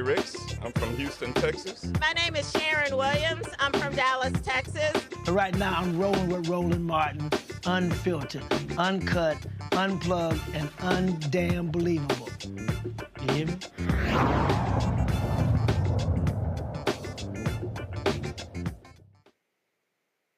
Welcome back to Roland Martin Unfiltered here on the Black Star Network. We're glad that you all have joined us. Make sure that you support the network. You got to support the network financially. We are depending on us, supporting we, to make sure that independent black media, hard-hitting black media, of course, survives, and that these types of conversations like the ones we've had tonight persist. It's indispensable at this point. Speaking of a conversation that everyone's having, but that black folk are going to have differently and have been having differently, let's turn our attention to Appalachian High School in Georgia. Georgia authorities have identified the 2 students and 2 teachers who were killed in that shooting at Appalachian High School in Winder on Wednesday morning. Richard Aspinwall and Christina Irmi were the 2 teachers killed in the incident. Officials said at a Wednesday night news briefing they also identified the 14-year-old student victims as Mason Schermerhorn, and Christian Angulo. Investigators are still looking into why Colt Gray, who has previously fallen on the radar of law enforcement. Oh, there's a young cherub-faced Colt Gray who was killed while being taken into custody. Oh, no, they didn't. No, they encountered him with a weapon. He gets to lay his weapon down. Whiteness is a hell of a drug, isn't it? A hell of a drug. Investigators are looking into why the killer, Colt Gray, who has previously fallen on the radar of law enforcement who fell on the radar of law enforcement for threatening to carry out a school shooting, opened fire on his classmates. Gray allegedly denied being behind the posts, while his father said that they were hunting guns in the family home. They had hunting guns in the family home, but that his son, then 13, did not have unsupervised access to them. Did he have unsupervised access to television when the punk governor of Georgia, that punk governor, Brian Kemp, was running those campaign ads when he ran against Stacey Abrams? Did he have access to television when he ended one of those ads with that shotgun over his lap, talking about if somebody came to his house looking for his daughters, and then he blasted the shotgun? Did he have access to all of your MAGA legislators in the Georgia state legislature? Did he have access to their campaigns when every damn kind of gun that you can imagine is loose in the state of Georgia? Did he have access to television? Did he have access to all of the video games that they let you play today, that let you kill people for sport on video games? Did he have access to that? Gray was arrested on the scene. Ahmaud Arbery didn't have a gun when he was hunted in the streets of Georgia, did he? Yeah. Gray was arrested on the scene, like Dylan Ruff was arrested in South Carolina after slaughtering 9 of our people at Mother Emanuel. Gray was arrested on the scene and we prosecuted as an adult. Cold comfort to those who lost their lives. He is set to appear in court on Friday. Reese, sis, we're going to need you to be Reese on this one. Any thoughts on what's going on? Not that you're always Reese, but we might need a little extra Reese here at the bottom of the second hour here. Reese, your thoughts on this Georgia shooting and on the Gray family and just in general. What are we facing here? What do you see here? so much, starting with the idea that he's going to be charged with as an adult, but he's still at a juvenile facility. It is giving Dylan Roof going to Burger King on his way to jail. Get his ass in the adult penitentiary yesterday. If you can go out there with an AR-15 and shoot up a dozen people, killing 4, what's the holdup? What's the holdup?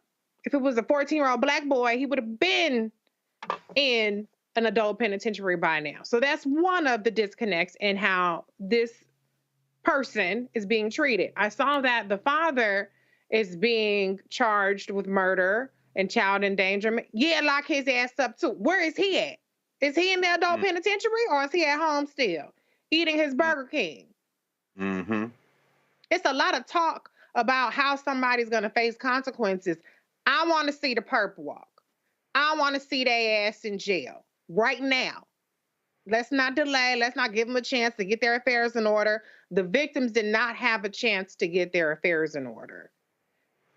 This motherfucker did not want to die because he surrendered, but he took it upon himself to take the lives of others, allegedly, to rob the lives of others. For what? For what purpose? It's inexcusable that this person was under FBI investigation, and I guess because he denied that he made the threats, they just took his little white ass word for it. Is that all it takes to get off the hook and to be unsupervised, or even if it's damn supervised? To me, that's the dead giveaway. You said he wasn't unsupervised. So you caused this shit. You created a monster. You created a depraved human being who can go next door to his classroom and shoot people with an AR-15 that you purchased.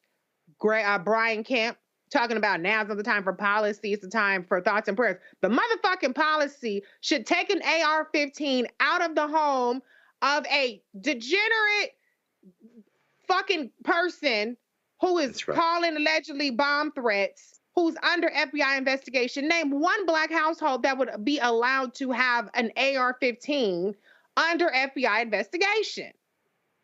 Yes, it's time to talk about policy. There were so many failures in this, but on the same token, this is exactly how our society is designed. It's designed to indoctrinate.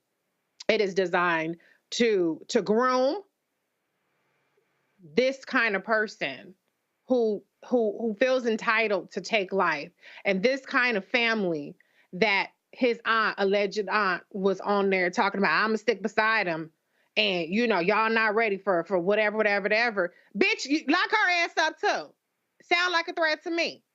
That's right. This society has designed this situation, and because of the apathy of the non-voters, because of the susceptibility of people to disinformation and misinformation, and look at what the Asians got, and the deflection to look what that person over there getting, look what that person is getting over here. And meanwhile, we're not solving the problems right in front of our faces because people insist on paying any price in terms of human carnage for the so-called Second Amendment right. This is the price that we're paying, and this is the design of our society. It's not a bug in our society. It's literally the design. And the only way we know that school was out of session is that we didn't have this conversation for 3 months. But guess what? We back. And so now we're back again talking about it. Now we're back again as senseless victims. And the last thing I will say is the motherfuckers who sat up there and published the picture of that black boy who was gunned down. Come on. Identifying him as the perpetrator. They would not have done that. They were slow, very slow to identify Colt Gray. That's my first time seeing his mugshot. He's going to be tried as an adult, so all bets are off. They were very slow. They couldn't wait to put that young black boy's face out there and try to paint him as the problem. He doesn't fit the profile. of how this society was designed for us to have this conversation every couple of weeks about the carnage and about the choices that we've made to be the kind of society that allows Colt Grays and his families to continue to perpetrate this kind of unnecessary violence on our country and our children.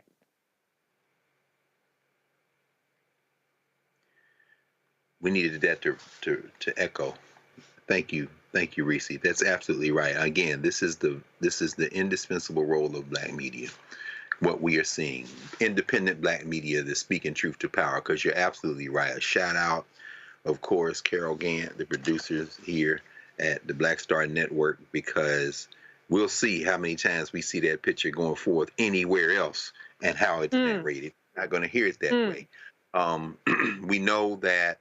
We look at the K-12 shooting database. The media has been scouring the database. How many shootings are we up to now? More than 200 incidents this year as of September the 4th. 285. Oh, my God. 385. Okay. I had that wrong number. I'm reading the CBS website, but we see at least 10 were in Georgia, including the Appalachia school shooting. And the majority of them, over half of the school shootings in the last 10 years, have taken place in the school day while classes were in session. We know that since the Sandy Hook shooting and the Sandy Hook murders, that over 34 states in this country have passed laws to enable teachers to carry guns, as if that's the solution. Right. Congressman Congressman Collins, 10th District in Georgia. I would tell you to go to hell, but you already live there. So stay your ass in hell next to Marjorie Taylor Greene, because a video that he shot in 2022 has resurfaced, and we've been talking all about it when he was getting elected to Congress. He's a full-bred election denier, saying in his commercial that Joe Biden and Democrats stole the 2020 election, Donald Trump won in Georgia, and then his final comment was, "Send me to Washington and I'll blow the Democrats' cover up." And of course, then that sets off his gun. Blowing up the ballot box. So that's the congressional district, of course, that high school is in. So you can keep your thoughts and prayers and perhaps pray to your white supremacist gun-toting God in the hell that you live in, and stay in that hell, sir. But one thing is for sure, something is going to have to change in this country, because we are facing, we've been facing a crisis since the boat showed up to bring us here, but this is completely out of hand. Reese, thank you for. Yeah, I just want to say the thing that has to change is we have to put humanity over whiteness, because as long as this country chooses whiteness, we're going to continue to see this carnage. Uvalde happened. Greg Abbott gets reelected decisively, not even close, decisively. That's right. You had Marjorie Parkland, Florida. That's right. Ron DeSantis, Republican senators elected. Now you have Georgia. They chose Brian Kemp over Stacey Abrams. This is the design, because whiteness is more powerful than humanity by design, and because we allow it to be, because we abdicate our power, because we don't vote our capacity, we alone could have shifted the outcome. And I'm not saying it would have necessarily avoided this, but it will be changing the design a little bit more. But we continue to step back and let whiteness rule. That's right. So this is the design, and this is the choice that this country has made, and it will continue to make this choice as long as we allow it to. Absolutely. Well stated, my sis. As always, our Thursday night conversation, Reese Colbert, host of the Reese Colbert Show, Sirius XM, channel 126 on Saturdays. That's right. We throw in the fist. We've been joining the rotation, Lamar King and I, 3 days a week on Sirius XM mornings, holding down the fort in the Black Eagles nest, trying to, at least have the shadow of Joe Madison. So we just joining forces, Black Star Network and Channel 120X series. Yes. Check us out. We're going to be together in person, as the Muslims would say, inshallah, on Tuesday night at 7 p.m. Eastern Time, there in the mothership, in the studio with Roland. Roland, travel safe, brother. We're always glad when you're on the road, and we're always glad when you get back to the nest. So y'all make sure you all join us at 7 p.m. on Tuesday, September the 10th. You see the graphic up there.